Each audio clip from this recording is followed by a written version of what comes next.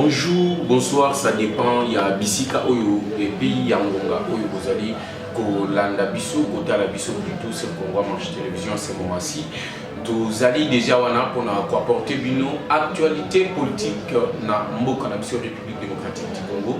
Alors nous vous demandons comme d'habitude de continuer à vous abonner massivement sur votre chaîne Congo Marche Télévision. Si vous ne vous êtes pas encore abonné, abonnez-vous et aussi n'oubliez pas de cliquer sur la clochette des notifications afin que vous puissiez avoir la notification sur toutes les émissions qui entrent sur votre chaîne Congo en Marche Télévision. Alors aujourd'hui, nous sommes là pour vous apporter l'éclaircissement sur soi-disant opération. Il y a Mokonzi Mboka Félix Antoine Tshisekedi Tshilombo Oyo Dongoli Missou Balobi ke Tshisekedi opéré na motema au niveau de Bruxelles en Belgique et Zali.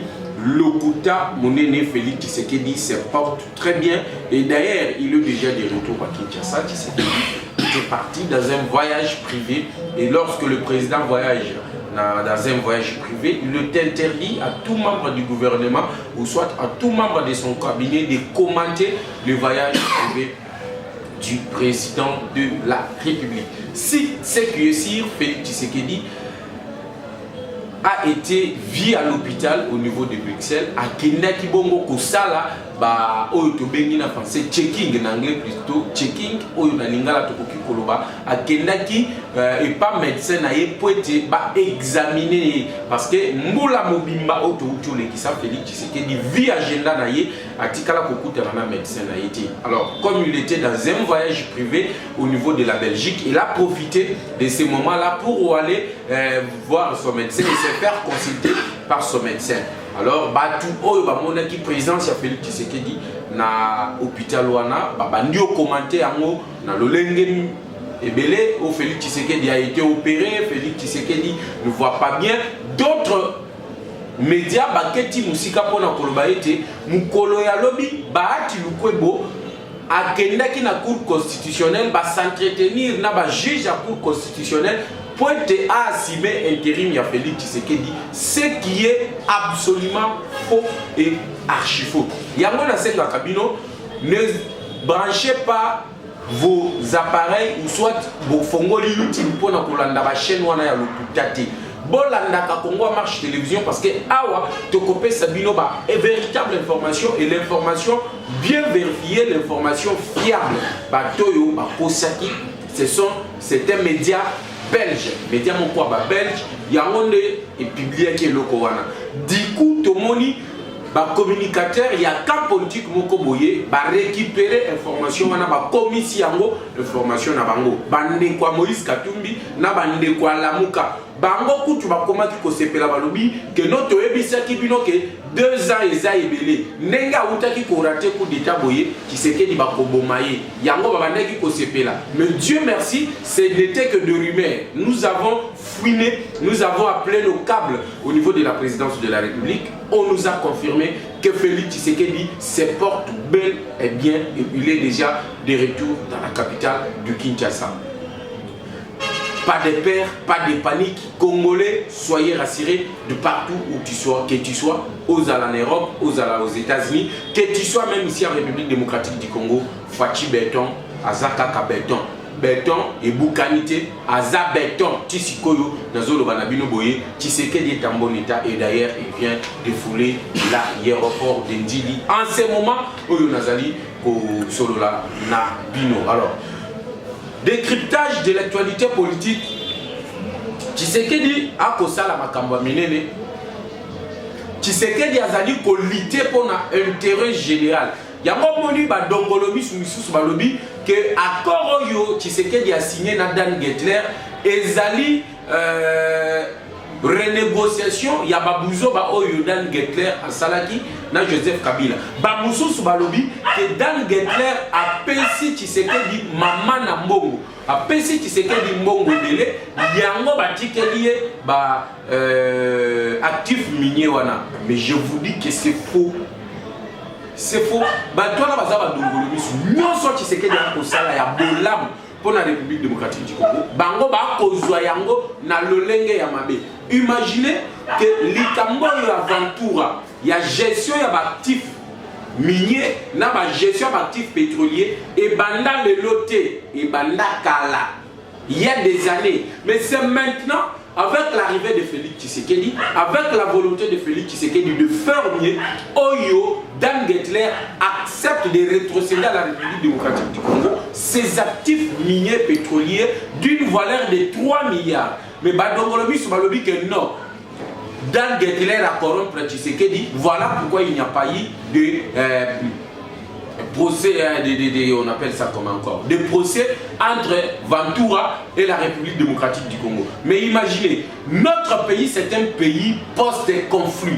Même actuellement, tous un conflit. À l'est de la République démocratique du Congo, il y a des guerres, il y a des groupes armés, il y a des conflits communautaires. Alors, Tshisekedi épargne la République démocratique du Congo d'un procès judiciaire pour ne pas encore engager d'autres dépenses liées au procès, mais nous fait gagner gratuitement comme ça de nos actifs miniers et pétroliers d'une valeur de 3 milliards. Mais Kamita, tu vois même plus loin, a tweeté que non, la révision de la Constitution, les alliés pour couvrir millions, milliards, il y a Dan Gettler ou à corrompre l'unité.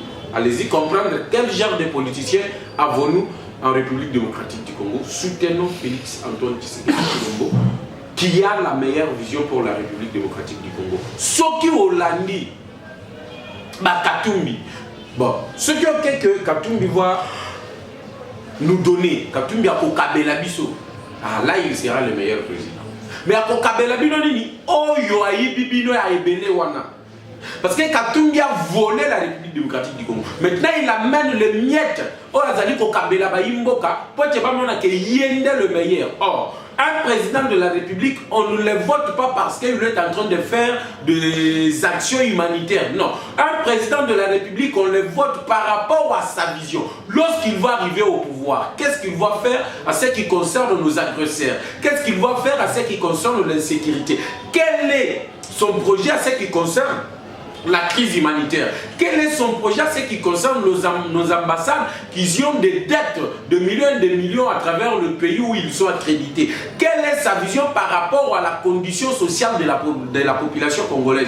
Quelle est sa vision par rapport au contrat léonais signé ici entre le régime de ces 18 ans passés sanguinaires et les Chinois et le Russe? Voilà la vision pour laquelle on peut voter un président et non quelqu'un qui n'a pas une vision, quelqu'un qui ne sait même pas,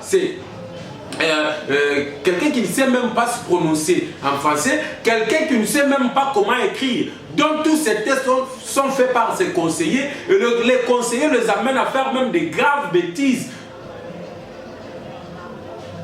Et vous pouvez le comparer. Ce qui est Zakeba, Kokabela Kabatula, il sera le meilleur président. Mais à ce qui concerne la véritable vision, Katumbi est exclu. Maman Olive Lembe au niveau des Kalemi annonce que Kabila est jeune, il a la sagesse, il peut aider la République démocratique du Congo, que la population des Kalemi puisse faire confiance à Joseph Kabila, à Zonga la pouvoir pour continuer reconstruction plutôt, il y a Mbo Cannabisio, République démocratique du Congo. Et Zala qui n'a cadre, il y a information du jour, dans un Sabino, information du jour, mais je vais revenir dans la déclaration, il y a Olive Lembe. Bando qui a Congo, Olive Lembe. Mobali na yo akufa, Major Eric Lenge, yo ke okangamana mutoyo, toyebi origine na yete. Aujourd'hui, vous venez faire la publicité de Kabila. Qu'est-ce que Kabila peut faire encore mieux dans 10 ans? La constitution qu'on peut essayer dans 2 mandats. Oh, il y a Salah qui était pendant 18 ans. Oh, il y a Salah qui est au pouvoir. C'était juste une parenthèse. Mais je vais revenir pour frapper Bango, Kolobapé, loi sur les statuts des anciens présidents. Je vais en parler parce que tout a été taillé sur mesure de Kabila. Je vais revenir. Alors, aujourd'hui, malgré Tshisekedi Azali, Kobunda, Potemboka et Bonga, mais Tomoni, que Pembeni Tshisekedi Azali n'a pas tout. La population aujourd'hui est en train de pleurer. La situation économique du pays s'empire. La situation économique du pays part de mal en mal, de pire en pire. Il n'y a pas de l'eau. Il n'y a pas d'électricité. Biloko ekomata. Chinois na ba India baso matisa biloko ndenge balingi.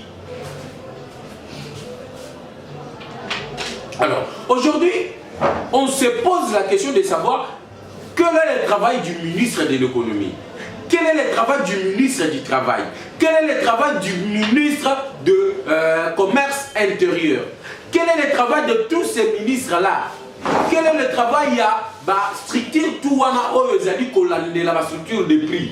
Pourquoi les biloko, les denrées alimentaires, biloko akolia et akomataka na zandu sans qu'il y ait majoration ou sorte dollar imatité, biloko toujours comprendre té. Aujourd'hui population ezali kolela. Pourquoi makambo yé ko salé? À qui la faute? À Félix Tshisekedi? À qui la faute? C'est au premier ministre Samalou Konde. À qui la faute? C'est au ministre de l'économie. À qui la faute? Est-ce que c'est au ministre du travail? À qui la faute? Est-ce que c'est au ministre du commerce intérieur? Nazoya Benabino, Lola, Oyo, Azali, Mokwaba, communicateur et à partir présidentiel IDPS. Oyo Bokubandi déjà comme ça déjà na plateau na biso alobi trop c'est trop, il faut aya ko dénoncer parce que ils ont pouvoir na bango biso pe to lobi mbala mususu ils ont faute na bango pour ba komisa IDPS na degré mabé le IDPS arrivé au pouvoir bango mokonde ba komi ba victime ba komi kolela na kacha ba parlement debout que biloko ezali komata Tshisekedi ne fait absolument rien. Alors si je parle le même langage avec les caméramans, Papa Lola, mbote na yo. Mbote na biso, Papa Jeff, Badibanga, les journalistes, oyo, ils sont préférés dans le moment où il y a na Congo. Congo à marche. Congo à marche. Où ils ont des vraies informations. Où il y a un ordinateur, il y a des questions, où ils ont bimaka toujours au bima. Vraiment, toujours félicité. Merci vraiment, mbote na yo. Merci. Bonne santé, est-ce que la santé va bien? Santé, la famille, l'UDPS, le parti.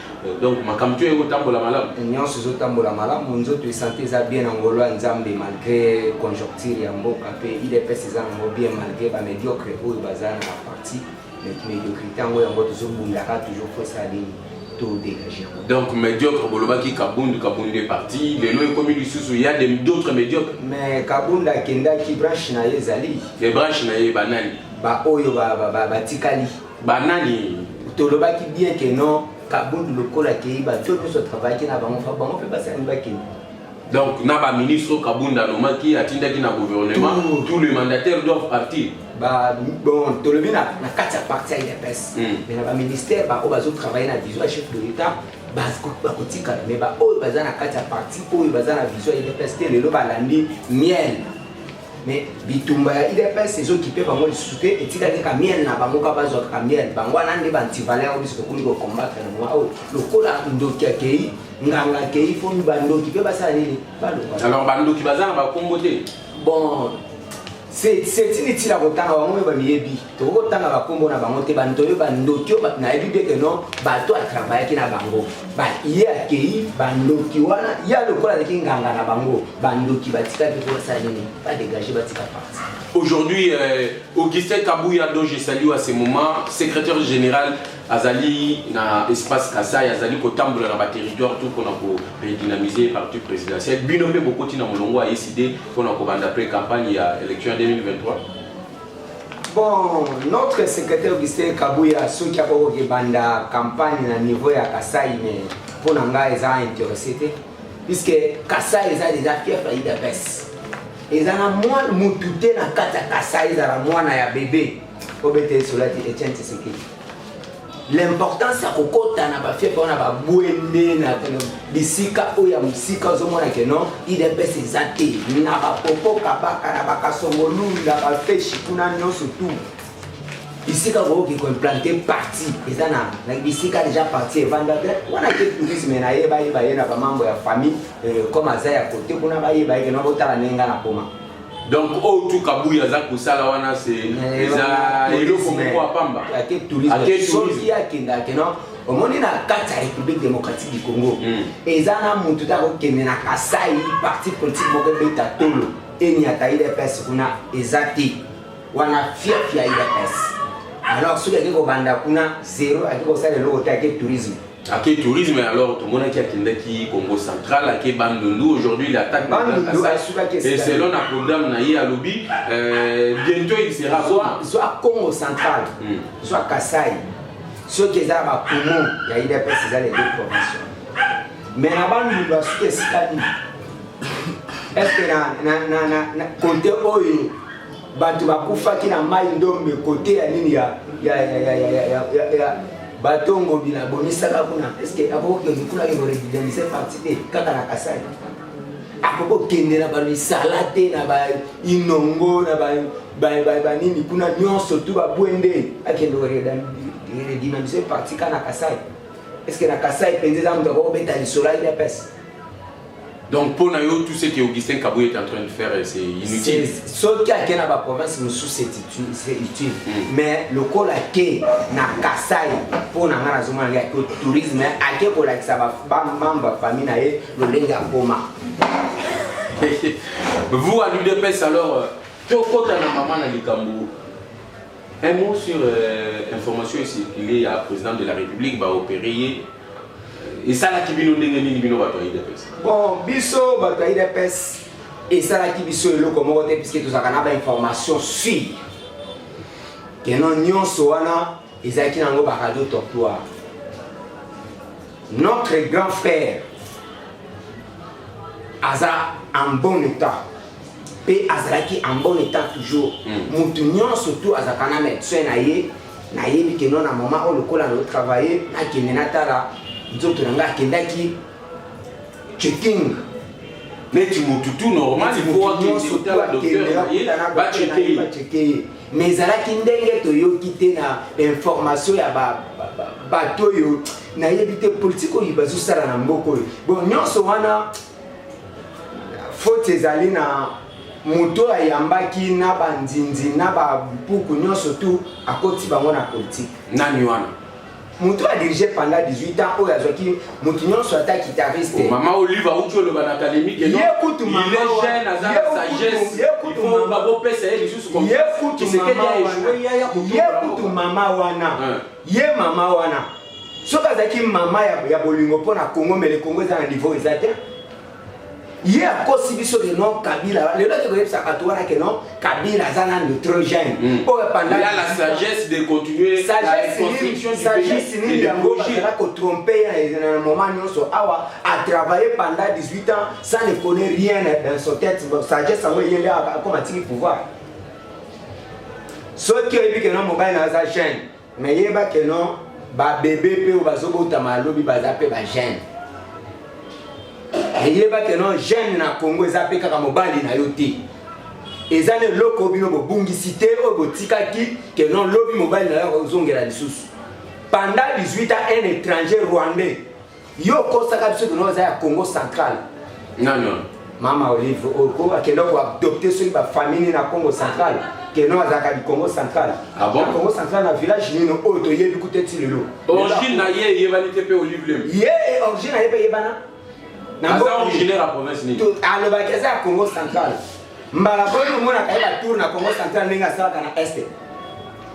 Toujours régime moko ezalaki ya bato lokuta na basi na mibali lolenge moko. Vanda kimia ko meka lisuko lo basiri dossier ya Congo te bo dirija ki te Congo bo bomi Congo bo détruire bo yibi nationalité bo yibi richesse ya Congo pour détruire l'éducation des Congolais, vanda kimia le colo zui, vanda kimia pour mettre sur les Cambouya pour ça la déclaration pour la Congo te na mobile na wana ya assassin. Akoya ko zonga pona ko assassiner sur les Congolais. Akoya ko zonga pona ko détruire sur l'éducation des Congolais. Alors bien ça na ba projet à malam. Quel projet pendant 18 ans continuer. Projet à boutique la mission Paris Foot. Projet à comme la bagène machette pour na ko kataka batu.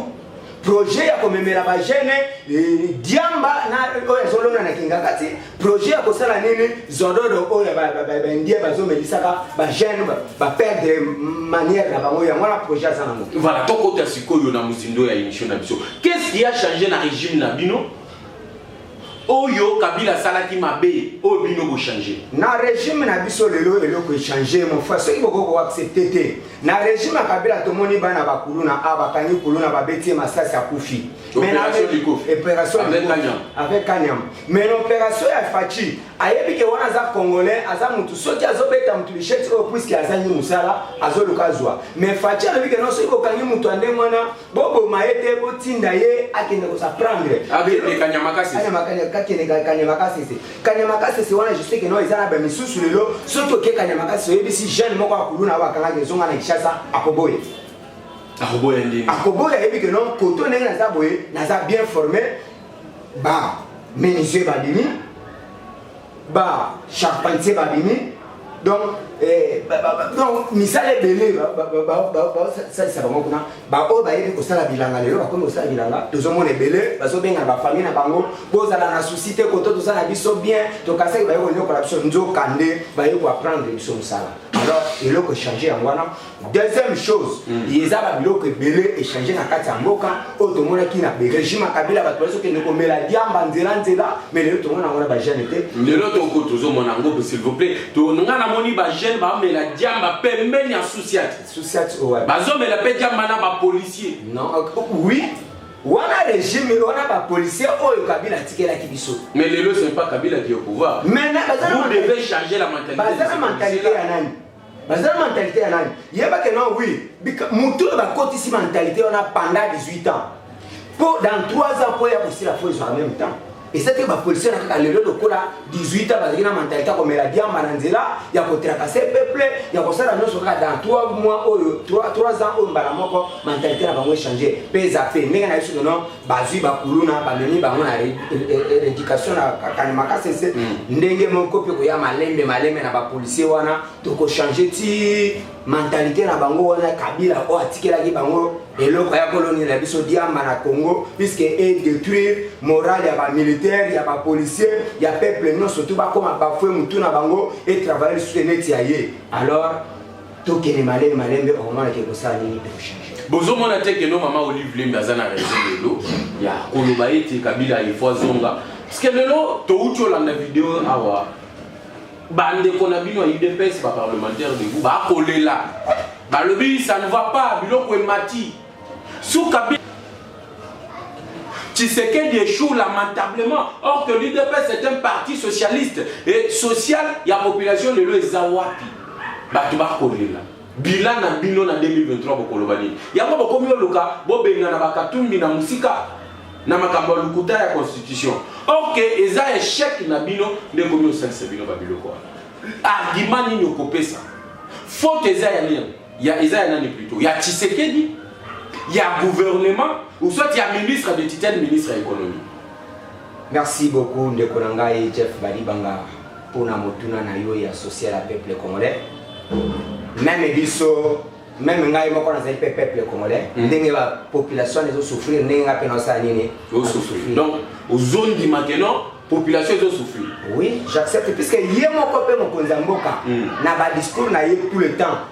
Azo lobela kango que non peuple azo se retrouver te ayebi que non peuple congolais va souffrir mais peuple va souffrir par rapport à quoi mon frère et c'est que non le kola Tshisekedi aza esika wana aza na présidence azwa nyon surtout abanda ko konza kaka ye moko non batu bazo souffrir peuple congolais ezali fatité ezali nde ba branche oyo ye asangani na bango lokola baza pona échec na ye.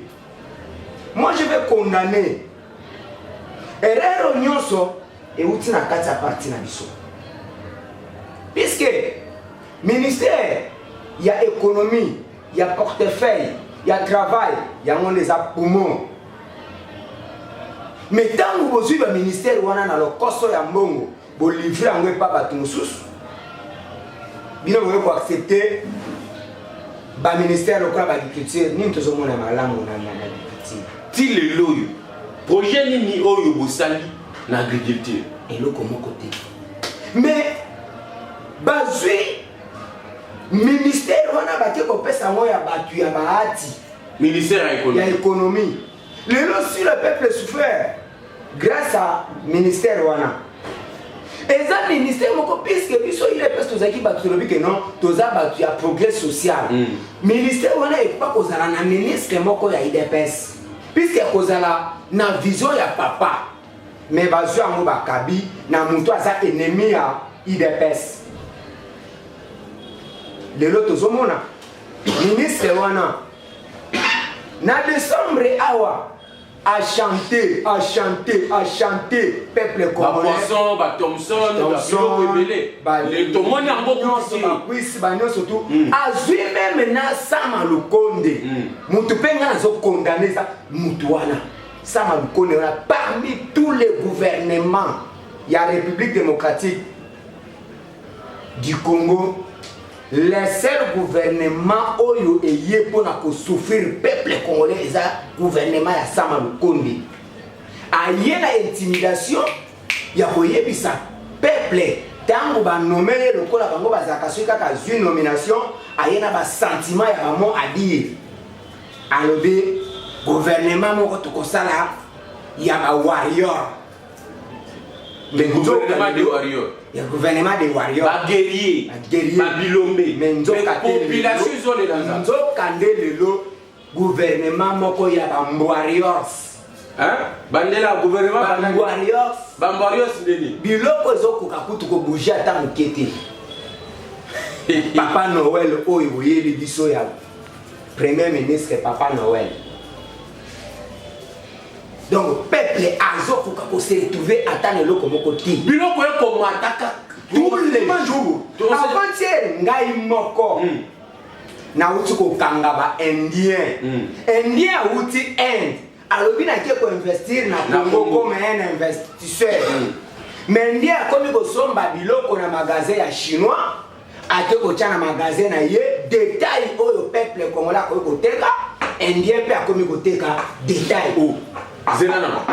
Mais mboka na biso mibeko mboka na biso epekisi étranger ateka na détail ateka biloko ya moko ezali réservé exclusivement à la population congolaise. Alors naza komituna ministre à commerce intérieur mosala na yini papa monsieur Moussa Nyamwisi si je ne me trompe pas papa na ebiso que non bato oyo ya bahati bayaki kosunga mokonzi ya mboka te bayaki voir kutu nde bakotisa ye na libulu bayinisa ye pa population soki mokonzi ya mboka kofongola misu ye moko ta kosalelaka akotalelaka Sama Lukonde c'est 0-0 peuple aza na kosouffrir na ndenge ya moke te mon frère nakoki kotinda mutu na minute asombela yo Kobel oyo ezosalema na Marsafuko awa papa Kobel à 500 francs cuillère ya café ezotonda te 500 francs.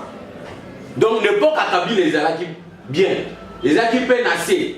Mais l'époque na bino est commis 500 et puis cuillère les autres datés. Kolobate que l'époque à Kabila. Oh mais Kabila c'est bateau tozana bango toujours.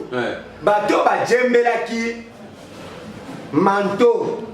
Bazaka sekedi ezaka bateau bazalaki na Kabila. Mais pourquoi bondimi yango boyebi ke bateau na ba bomi mboka. Mais une fois que bondima ki bango ba ya côté na bino donc échec wana ko partager. Mais Tshisekedi azalaki na bonne foi. Ya kolobate que non toye na bango lolenge Kabila ya tata ya ki no ba palangana. Alobaki baza bana ya mboka na kosepela totonga ensemble puisque ngai moko tena zoka famille politique na ngate na travailler na bango. Ye apesa ki ba fongola bango maboko pe mutema lokola mutema na eza mutema ya pembe.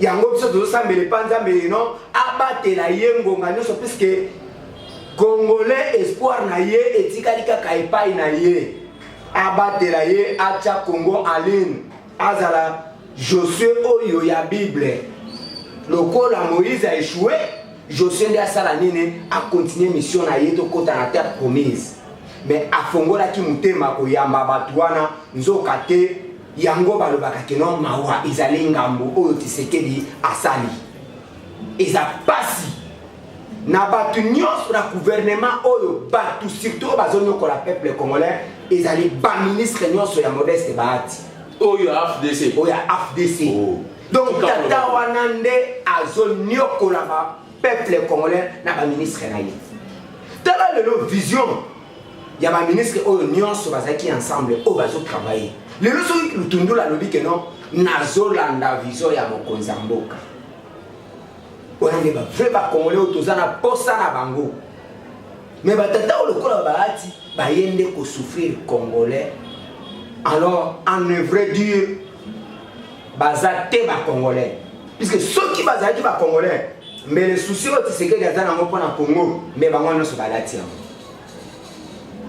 Tshisekedi te moto azonyokola bacongolais eza nde bato oyo baye kojembela na manto na ye baministre ebele bakomande tokoki oloba baprotecteur ya baindien bachinois donc chinois matisa biloko ndenge alingi aoyebisa bino ke bokofundanga nil part papa soki omeki kolobela chinois ayebisi yo nakobenga général ozokota na kati ya magali neti ngai naza na mosala te ngai nanga coopérant oyebi bien un communicateur ya parti politique lelo naza na mosala te aza oblige akende osala cop na bamagasin bachinois na baindien biso moko tozomona ngo na misu chinois azolongola baétiquette na minute bato baza na kati ya bandi kolongola matisa oyo ezalaki 500 komisa ngo 800 prix échangé na misu na bino sans passer par la structure de prix ya ministère et en plus bato wana facture ezalaka lisusu te bato wana bakoma koteka babiloko kaka na maboko opesi mbongo bapesi yo loko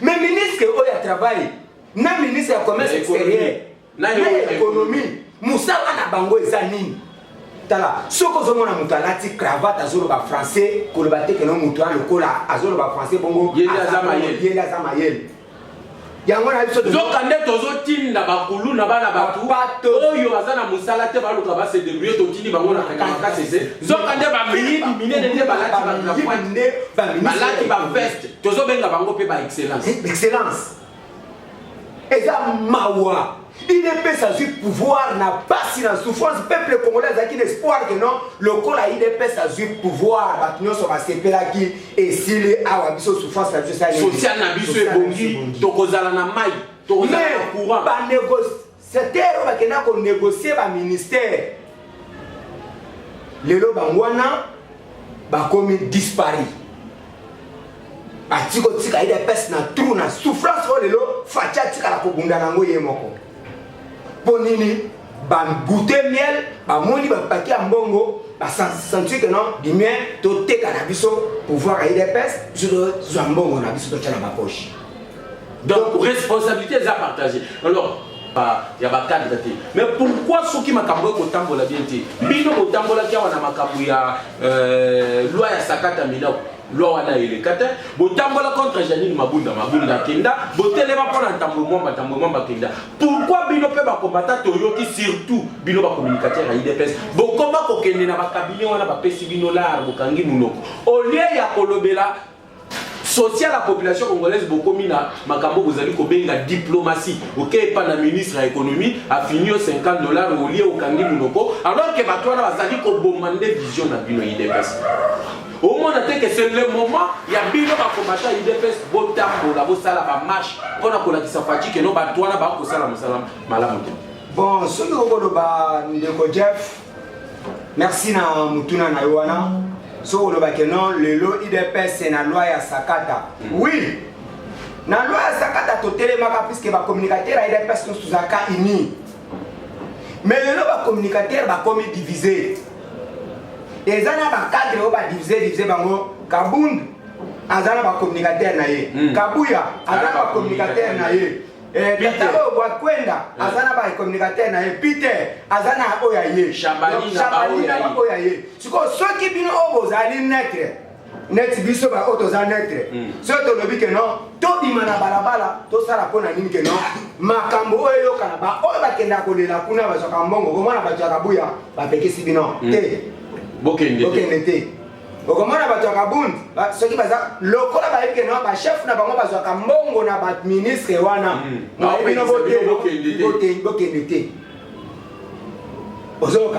Et loko zo se passer na IDPS yango wana. IDPS komi ba oya bato ya tel. Ba o bato ya tel. Donc ba diviser bino, on va dire rien. Donc tu komona il y a des communicateurs. Ba uto kene na présidence. oyo kutu IDPS biso to yebi bango kutu te bangulu oyo bakeko lokota longa soki wat soki tokomona 2 ou 3 oyo nga namona na yebaka c'est mon président Charles oyo namonaki bato bakende ce sont des présidents ba parlement combien de présidents yo monaki wana nakoki otanga patient ville mwana koli oui ye bon Moïse Maoka communicateur Chibaka Pele communicateur Kebano Mwamba tu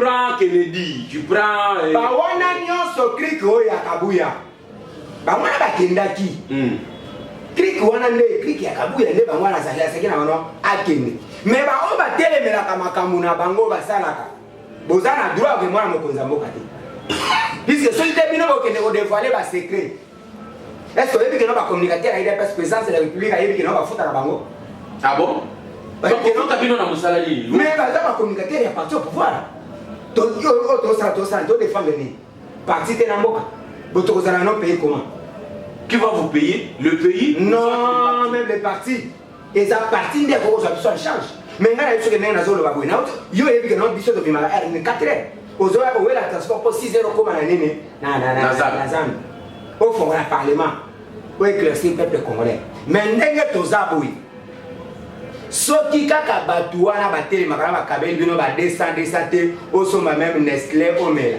négatif mais na parti ezozwa bino change te négatif ah papa ngai na yebisa nga nazoyebisa yo oyebi ndeke no suis président vice-président parlement union sacrée et communicateur de l'IDPS na yebiso ke non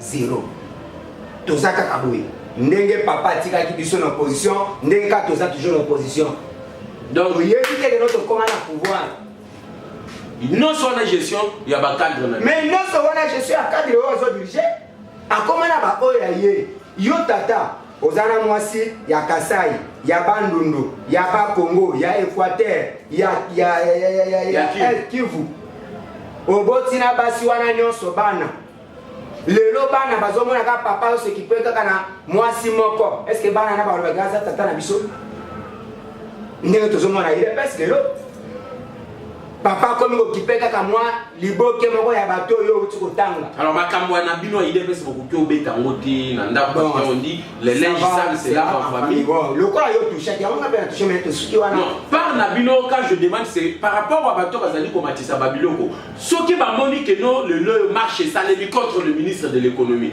marché salemi contre le ministre de l'économie ça déjà na ko se préparer déjà kobanga par rapport à parce que to yebi IDPS c'est ça partout du ça na ko se préparer déjà ceux qui osent na ba parlement okoyoka déjà tout ça déjà na ba préparatif tout ça na ko préparer yango ministre économie akomona fongola auto de kotiela na bureau na ye soit koboma aboma biso puisque Kabila boma ki aboma lelo rosimu kenda mabele IDPS esirate ministre économie wana etika na ye na sama lukonde toza si bakende za lelo côté au peuple congolais se retrouver na yango donc toza lisusu na tina komona sama lukonde na tête ya ministère ya gouvernement te puisque ye mutu azofinisa Tshisekedi ye mutu penza akomisi que non pouvoir ya Tshisekedi ezala ta na succès na impact moko te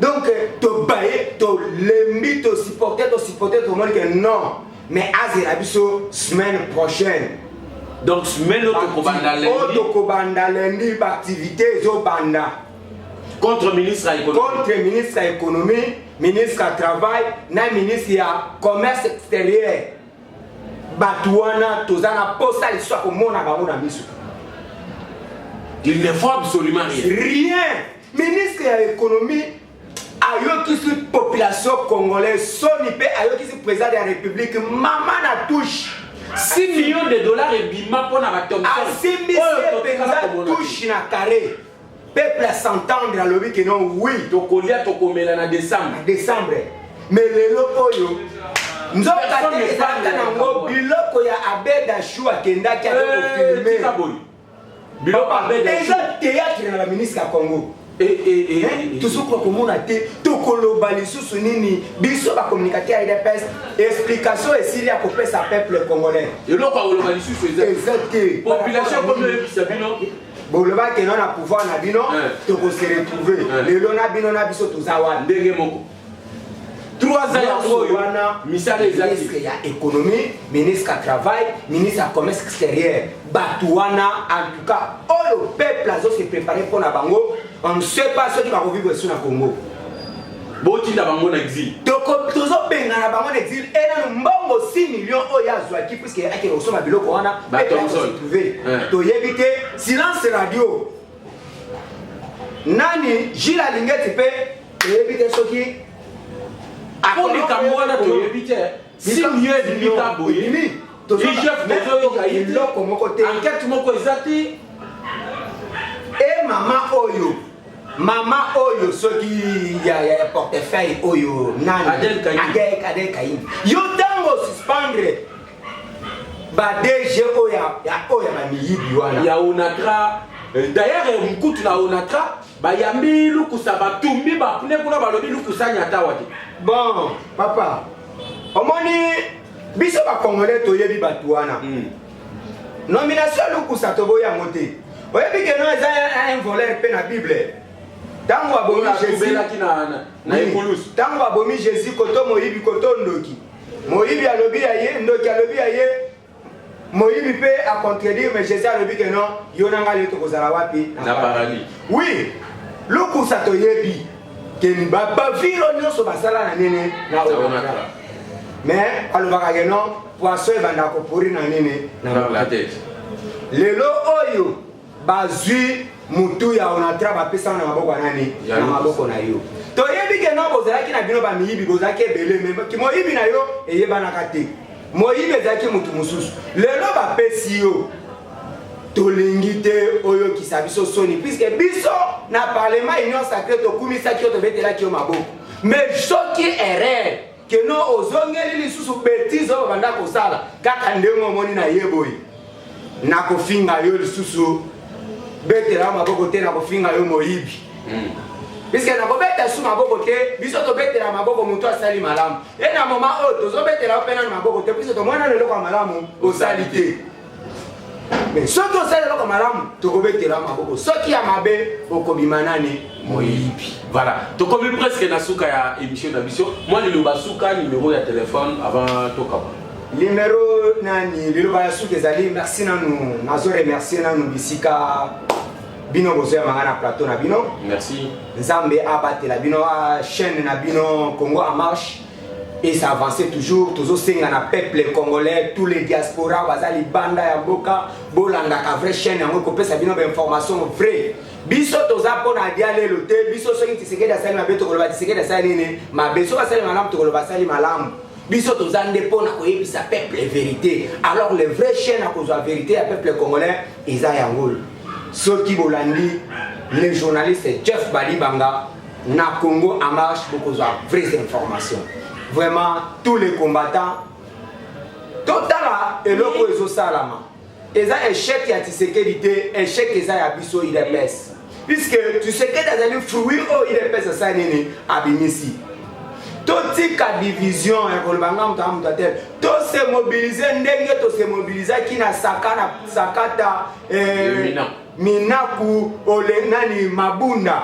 to se mobiliser total dossier ya peuple congolais envers ministre ya économie ministre ya commerce extérieur ministre ya travail to se mobiliser to komela bato wana ndenge to komelaki bourgmestre oyo ya commune ya Kinshasa soki to komeli bato wana nde na moment oyo ekokoma na mato ya Tshisekedi po ayeba ke non peuple azo se retrouver te mais tozoloba kaka koloba kaka toloba action moko eza te tosangana to se mobiliser to bengana bato oyo bazonyokola peuple congolais vraiment na ntongo lelo na ko remercier mon cordon Charles bisiko zwami ngolu na nzambe ebatela yo biso toza bana oyo bino bo former tokoko bosana ka bino te mon président Neville Ilunga yo pe ya yo na mama mami mbote na bino na ko saluer lisusu le président JC président moi na poli bino nyonso vous avez vraiment tous se mobiliser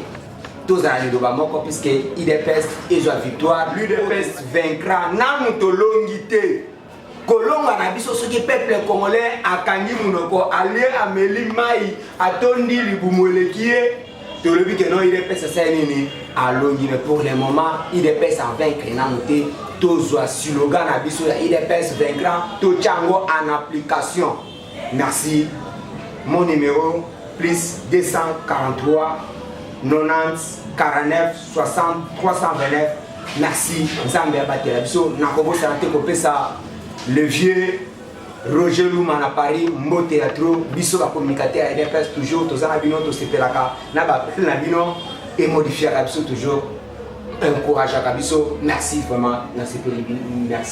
Merci, ça n'est fini. Avec ces numéros de décryptage de l'actualité politique, vous avez compris que même les combattants de l'IDPS se sont lassés de la manière où les choses se passent en République démocratique du Congo. Les histoires, ou soit la marchandise, la denrée alimentaire est en train, le prix augmente du jour au jour. Les Indiens augmentent le prix de marchandises comme ils veulent. Ils sont venus en République démocratique du Congo comme investisseurs, mais ce sont eux aujourd'hui qui vendent comme des détaillants. Et aujourd'hui, la population ne se retrouve pas. Une fois que tu veux parler à un Indien, à un Chinois, le Chinois te menace, te dit que je vais appeler le général. Écoutez un peu, un Chinois au Congo qui menace un Congolais pour qu'il puisse appeler un général, en fait que ce général vienne arrêter le Congolais qui est dans son pays et qui réclame son droit.